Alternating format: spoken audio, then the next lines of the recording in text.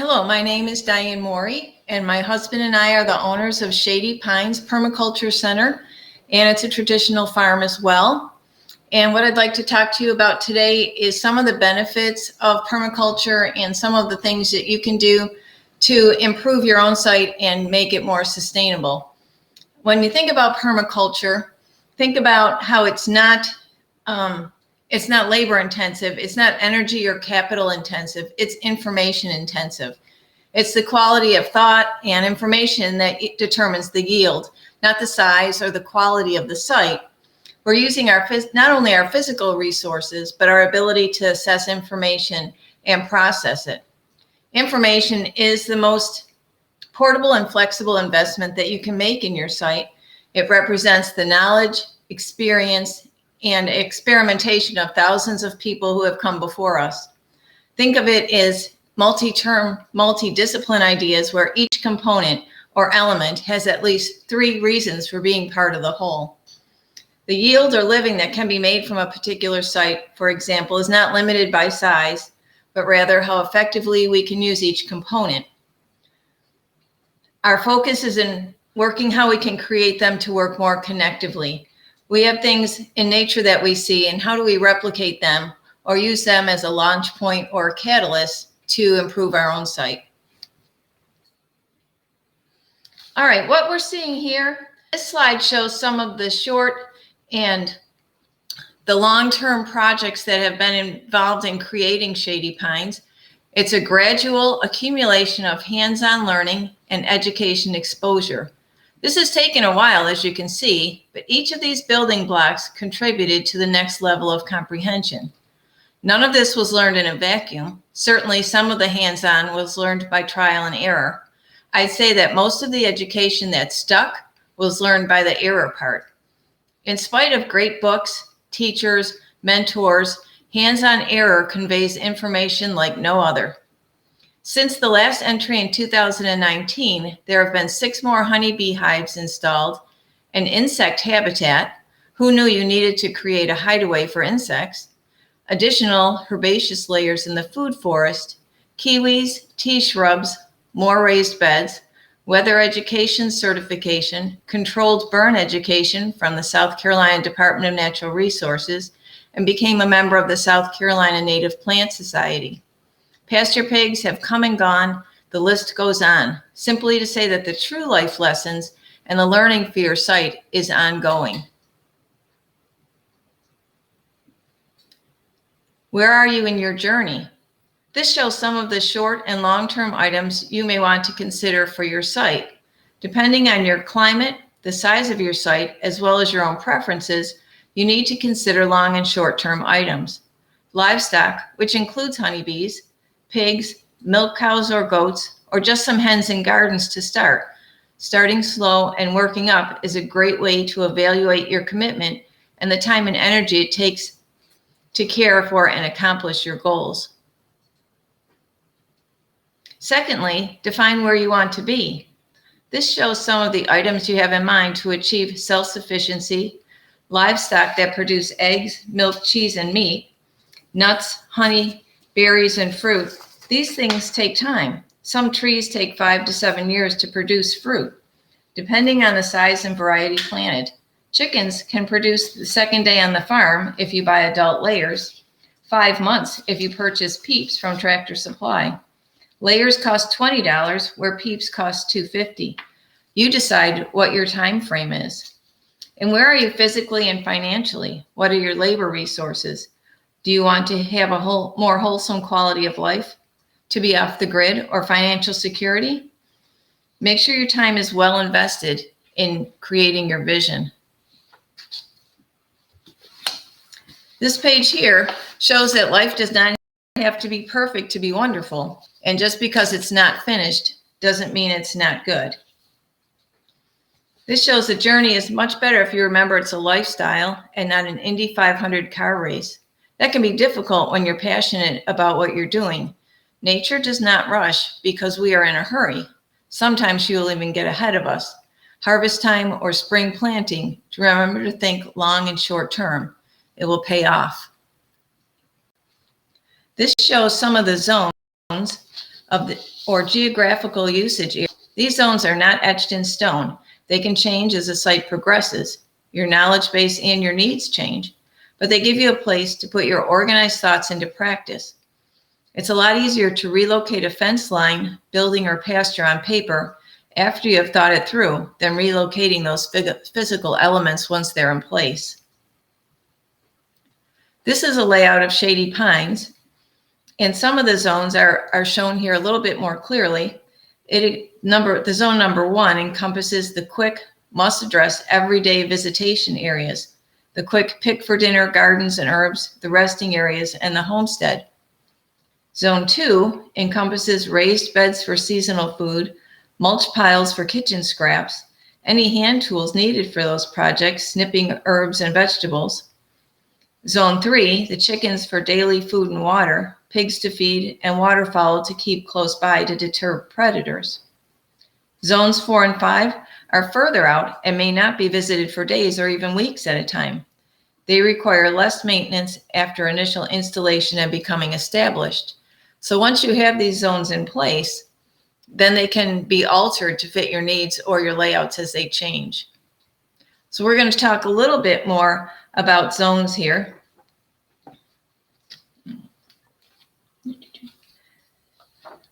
So some of the questions you may need to ask, because the zones are imaginary lines, you take them and move them as you need to, but they show a geographical land use locations. They encapsulate areas that are designated to different assets. These imaginary lines are structured to assist us in current and future plans for efficient use and best practices of the land. Like all the sites, these will change. So you need to look at your water flow, your wind, your elevation or valleys, paths and trails for access, and spacing, how much area is required for the asset you have in that place. All the elements in these zones are tentative. They give us a starting point to avoid costly mistakes later. Placing the barn or storage shed in a position that blocks the winter sun, where the greenhouse needs to be for winter growing, is self-defeating. You can't change the pattern of the sun, but you can adapt your plan to accommodate it, therefore getting the most out of what natural seasonal sun is available. So think these through as you're working on other things. You're working on your buildings. Watch the sun, watch how long it stays in one area, watch the trees and the canopies to see where they add shade or allow light, and then you can create your zones to give you the best return on them. Okay, so now you've looked at your area that you want to create a permaculture zone for, or and this shows some of the signs that you're going to need to read your land. You need to look at past your passion and the price to evaluate honestly what the land tells you. The type of foliage, are they water plants? Are they drought resistant, saltwater, freshwater, elevation, and where the wind and weather have shaped the land? These are not necessarily deal breakers. You may see the value of rich soil, available water, decent roads. These are observation tools to take into consideration to see how they fit your goals and budget. If you're right on the coast, you can see here in some of these slides how you have broken branches high up in the tree.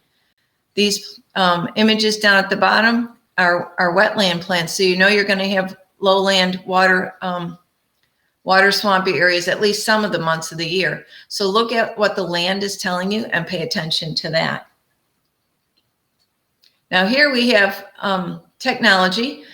Careful use of technology and equipment puts you on the fast track to bringing healthy management tools into play instead of doing it all with your back. One of the controversial methods is a controlled burn. As more people understand its benefits, the optimum word is controlled. The nutritional value is there for the plants and soil. However, an uncontrolled burn can easily be a disaster. There is education and resources to support a beneficial controlled burn. Contact the Department of Natural Resources. They have the expertise and even manpower if needed to assist. Or for some of your larger equipment, hiring a contractor to operate the equipment may be less expensive than it taking someone 2 weeks to develop the skills where they could accomplish the same objective in a day or two. Now, this image shows the pasture before and after the controlled burn. This is what comes from the accomplishments from using technology. It's important to keep a record of your achievements, and it helps you plan as well as stay on track. To enjoy the journey, you have to look back every once in a while and see how far you've come. Now, before this was very dry, it was just solid pine trees. There was nothing going on there other than acidic soil and a few deer. And since we've planted the seeds in the forage, we've got all kinds of diversity in the plant life, in the animal life. Is we still have deer, lots of them, but there's also, armadillos and opossums and raccoons and reptiles and just a lot of birds. And it just really improved the diversity and the use of that soil so much more. The pasture can be used now for goats or hogs, and put them in a rotational program with your chickens, and you've got a lot of value coming back to the land environmentally. Now, this image here shows a seasonal wetland area. This area can be 2 feet underwater or bone dry. And how do you manage an area like that? A necessary first step is to be aware of it and watch the seasonal changes and the extremes. You can observe all this while working on other projects. Keep a lookout for how the land responds to the seasons and the extremes. Now, these trees right here were put on a 4-foot hill, and they're pecan trees that, being placed up on the hill when the water is 2 feet deep, they can survive the high water. And when they're full grown, they'll absorb 100 gallons of water a week and balance out the wetlands. And there's also going to be nuts coming in. Let's talk a little bit about integrated pest management. This shows some of the techniques you can use to manage unwelcome changes to your livestock, gardens, and yourselves. Learn all you can about the local pests. Visit your agriculture and horticulture agencies in your area and connect with the local farmers at markets and programs. These people have the history and resources to reduce your learning curve. The extension offices are there for your benefit. Use their expertise. Putting up bat boxes or owl boxes, they're working 24/7. They're there up every night, and they'll keep the mice down to a dull roar. They'll keep the insects and the mosquitoes down to a dull roar. When we have the big spiders come up in the chicken coop, we work around them because we know that they're going to alleviate the pests in there while we're working, and for the rabbits and the chickens that are in there. Rocket and Ruby here, they're incorrigible. They are eyes and ears of us when we're in different places. When we're resting, they're still on their game. They keep a lot of the opossums. Just by them having their presence on the site, the animals will go the other way. There's also natural challenges. Some of the creatures can and will be a challenge. The snake shown here going up the side of the enclosure, we had peeps in there for less than an hour. The habitat was snake-proof with hardware cloths, spray foam, and triple latches to deter raccoons. All were in place. I've never lost an animal in this habitat. However, that did not stop the snake from trying. It had smelled those peeps within that short period of time. Predators have all day and night to figure out how to access your livestock habitats. Their survival depends on it. Now here we have an image of the fruit tree that was broken. If the deer eat the leaves, their leaves will grow back. But once the main branches are broken, the tree is, nobody eats then. The deer don't eat and we don't eat. And here on the food forest, I had hot wire put on there. And that worked really well. You have the solar energies you can use if you don't have electric to it. And that is where once the deer get a taste of them, they'll pretty much stay away.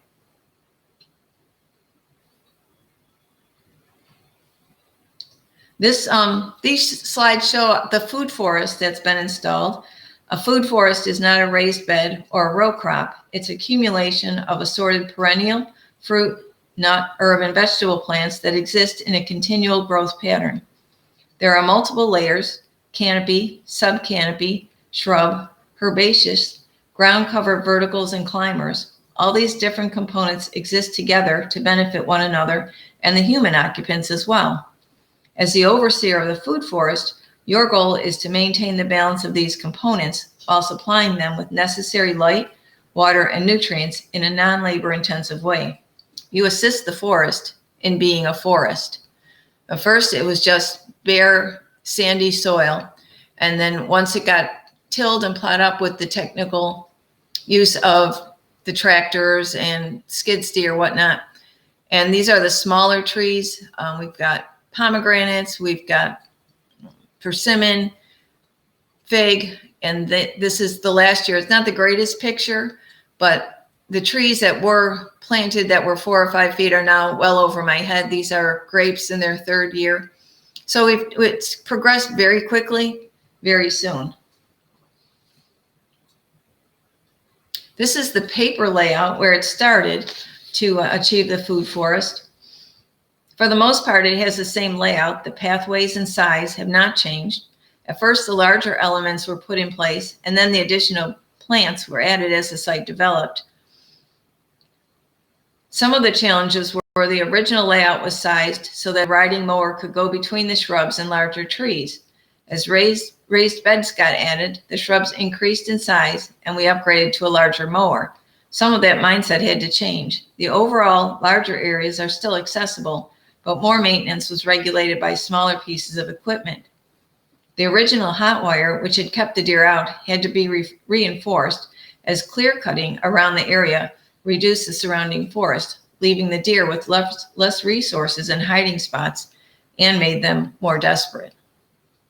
But all this on paper was made first before we started putting the plants in the ground.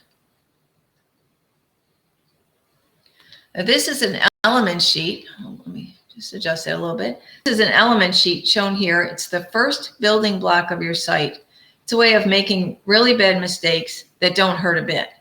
This will be perhaps the most difficult process for some as you're ready to jump in and get started. But get started doing what? More importantly, why? First, find out the solid, realistic, beneficial reasons for your choice of components. Sheep are really cute. Is that what you need? Is that what you know about and can care for? Find out before you buy them. These 2 sheets being shown will be available for downloading after the session, but these will be blank sheets and you fill in everything you could possibly think of and learn about through Google, books, neighbors, and put all that information in there so you can evaluate what it is that you need. The next sheet you'll be putting in is where you bring it all together. This shows how you assemble individual elements together to see how they relate and support one another. You add and subtract as you evaluate the opportunity of success. You can see visually how they compare and relate to each other before you expend energy and financial resources in a site that's not working as a compatible entity. Here is where adjustments can be made. Can you combine some of the livestock and garden layouts to reduce extra trips? Can you combine rotational grazing to utilize more than one species? This is where you can expand on your ideas and utilize the sustainable training you've been learning about at this conference.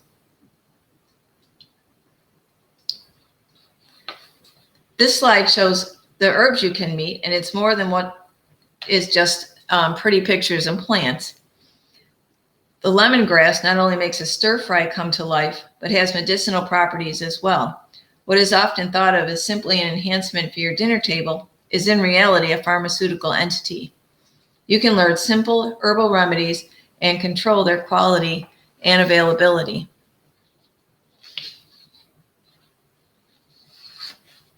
Lemongrass makes an abundance of soothing tea with an overwhelming health benefits. It relieves anxiety, boosting oral health, lowers cholesterol, and more. Comfrey treats sprains and reduces inflammation, to name a few of its healing properties. Learn how to grow and prepare and store before you need these items. These remedies are user-friendly, cost-effective, and have limited side effects. These plants are easy growers. They'll take a lot of abuse, they'll take neglect, and they'll spring right back. Let's talk about permaculture. This is one of my favorites.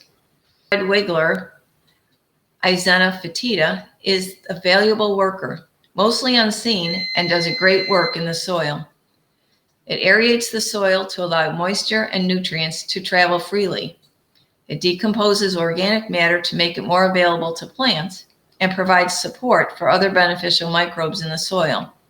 If you think about it, worms have a very small mouth, and plants have an even smaller mouth.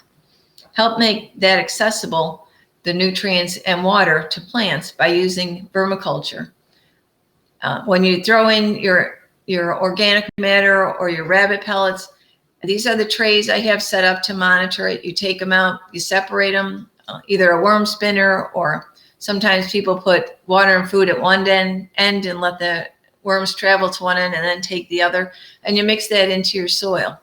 And you're creating soil that you cannot get anywhere else.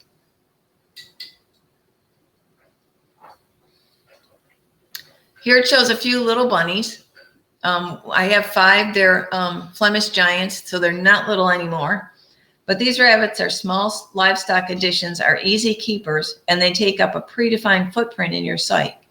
In this image, you can see there's a bin that's 2 by 3 feet drop tray under each habitat to neatly catch all the droppings, urine, and fur to add directly to your worm bin, compost pile, or garden. Then the trays are cleaned, sanitized, and returned to the bunnies for them to fill up again. This organic matter is readily supplied by fertilizer bunnies, not energizer bunnies. And unlike chicken waste, goat and rabbit droppings can be applied directly to the soil to fertilize and retain moisture without a wait period like you have for horses, cows, or chickens. Another fun element that comes free of charge are black soldier flies. Pests are a way of life when you have livestock. How can you get into a benefit? You'll have flies and pests visiting your manure piles. Capturing that entity and converting it to food for other livestock is the answer. For years, I watched YouTube videos about black soldier flies and the contraptions that house them, only to find out it happened in my rabbit dropping program with no effort or special construction on my part. The natural order of things is a valuable concept to grasp. It just couldn't be that easy, but it was.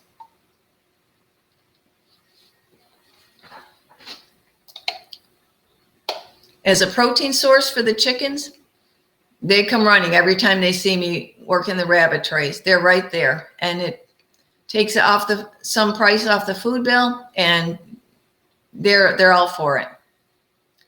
Chickens, talking about chickens, they are the best deal on the market. When raising chickens, consider the breeds for your area and the climate. Consider if you need dual breed chickens, meat or egg, or if you want some of each. There is no wrong answer, but there are better answers. The multicolored blue, pink, green eggs have a special market appeal, as do the brown eggs. Consider this if you're marketing your eggs. Make them stand out in a crowd. Do your research and get the best option for your site. The chickens are out there 24/7. Anytime you open that door, they're happy to go out there and tuck themselves in at night. They couldn't be any easier. They are everyone's favorite food, though. Raccoons, possums, fox, the neighbor's dog.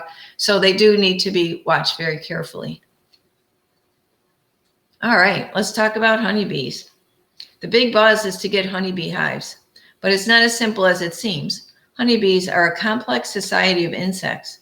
They have a definite structure and care routine. Yes, they are an asset and a benefit, but like all new endeavors, there's a learning curve. The approximate cost to start a hive is between $300 to $500. The time to your first honey harvest is 2 years. Best practice would be to assist someone, learn the ropes, and create successful hives on your site. They are classified as livestock, but they are still insects with an unknown element. They didn't read the honeybee books, and they're not going to follow all their rules. Do yourself a favor, join your local beekeeping club for support before you purchase bees or equipment. That being said, it's important to support your pollinators. So why would you keep solitary bees or maintain an insect habitat?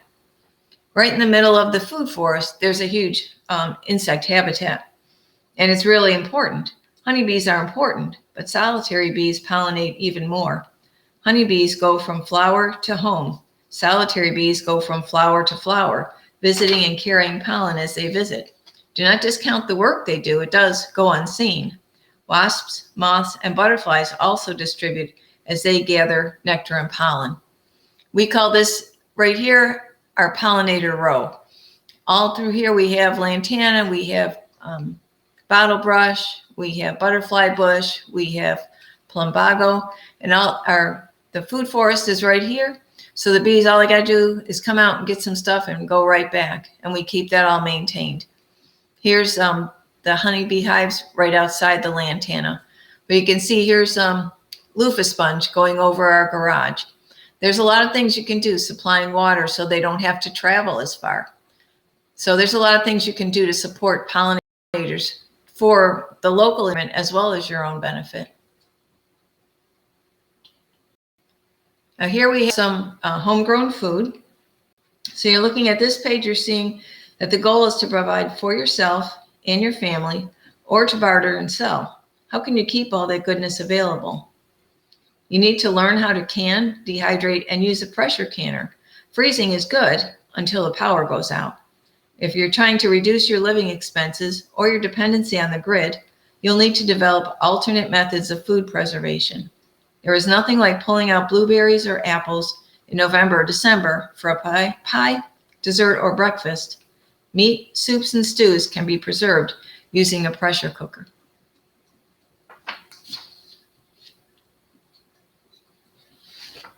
Look at some of the images to try and create some specialty items in your overall plan. They add interest to your own meal planning, but create an opportunity to trade, barter, or sell. Use the skills you have developed to diversify your income and personal worth. Plumbers or carpenters may be willing to exchange an afternoon on a project for specialty honey, homemade bread, canned goods, or eggs and bacon.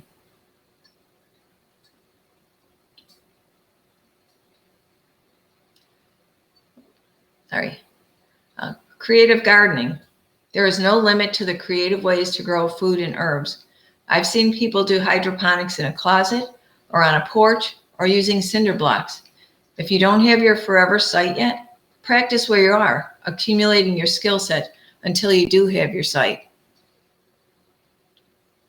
Now let me talk about this one a little bit more. These were mailboxes, all stood on end, which ended up being really, this herb garden is not even fully blown yet, but it just took over the yard.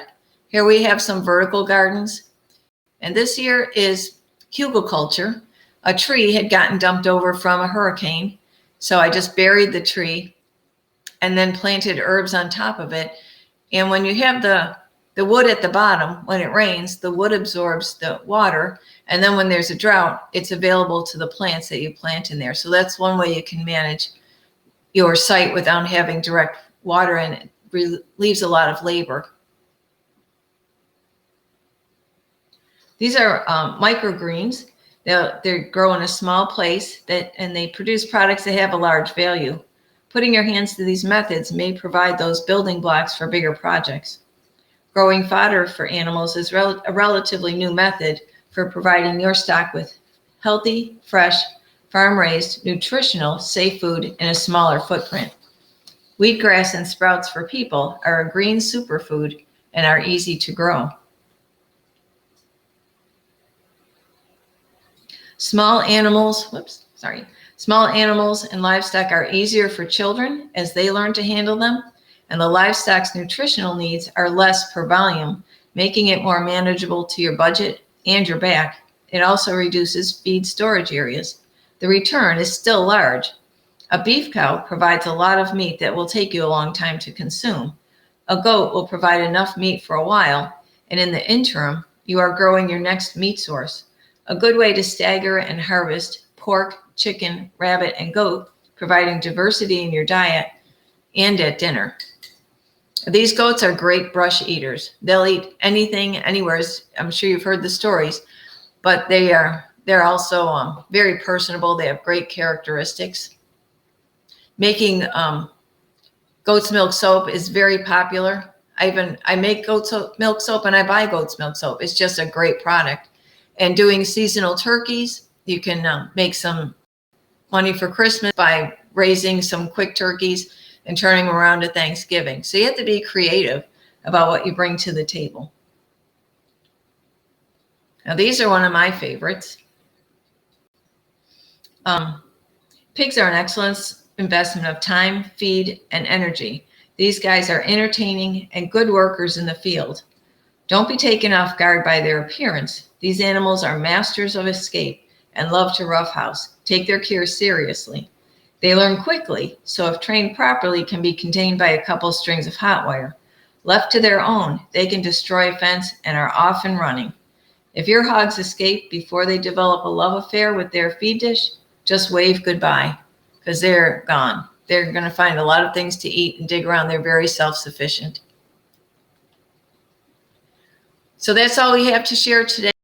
Feel free to write me with any questions, and those sheets will be available for download, the element sheet and the site sheet. And I'll enjoy the rest of the conference, as I'm going to when I'm done. Thank you.